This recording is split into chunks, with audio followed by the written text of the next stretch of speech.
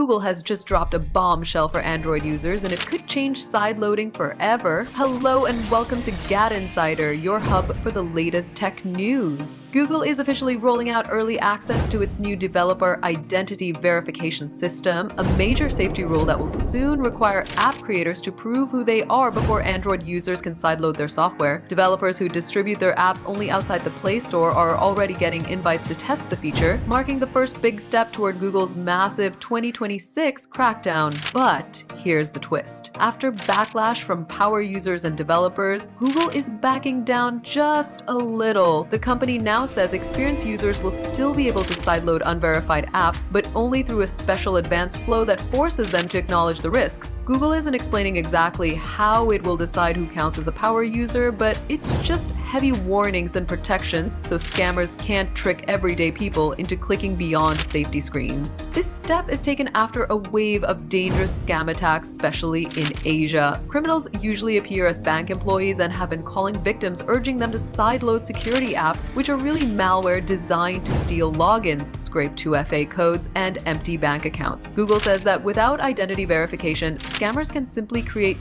new malicious apps over and over, turning Android security into a game of whack-a-mole. By forcing developers to link real identities to their apps, Google hopes to make mass-scale attacks far harder and far more expensive to pull off. The full developer verification rollout won't hit Android devices until late 2026, but the sideloading thing is already under works. Is this a good way to avoid scams? Tell us in the comments, give the video a thumbs up, subscribe to GadInsider, and don't forget to hit the bell icon so you never miss any tech updates.